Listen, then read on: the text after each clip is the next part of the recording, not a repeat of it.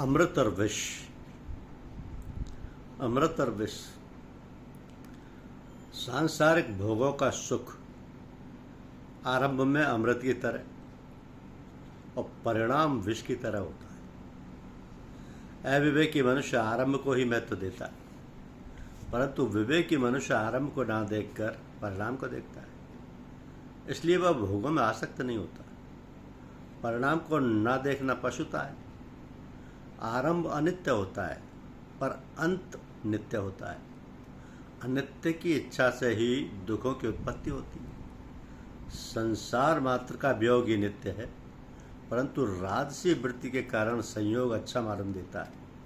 अगर मनुष्य आरंभ काल के सुख को महत्व ना दे तो दुख कभी आएगा ही नहीं। तो आरंभ को देखने से भोग होता है और परिणाम को देखने से योग होता है।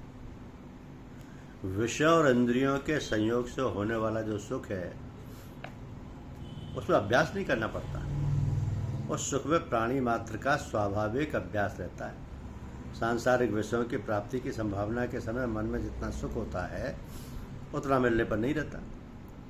तो मिलने पर भी आरंभ में संयोग होते ही जैसा सुख होता है, थोड़े समय के बाद वैसा सुख नहीं रहता। इसलिए राजस सुख आरंभ में अमृत की तरह दिखता है। आरंभ में विषय बड़े सुंदर लगते हैं, उनमें बड़ा भाव, बड़ा सुख मालूम देता है, परंतु उनको भोगते भोगते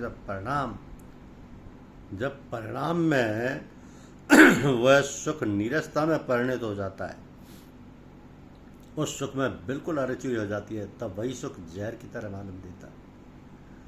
तो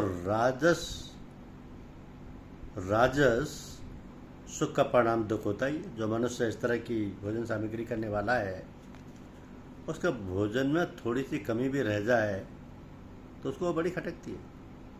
पदार्थों के संयोग से जितना सुख लिया है उतना ही उसके अभाव का अनुभव होता है। अभाव के अनुभव में दुख ही होता है। राजस सुख विष की तरह मारता नहीं, उसमें पहले जैसी रुचि होती है वैसी रुचि अंत में नहीं रहती। तो विष तो एक जन्म में ही मारता है, पर राजस सुख कई जन्मों तक मारता है। मनुष्य राग के कारण न जाने कितने जन्मों तक जन्मता मरता रहता है। इसलिए इस सुख को विष की तरह कहा गया है।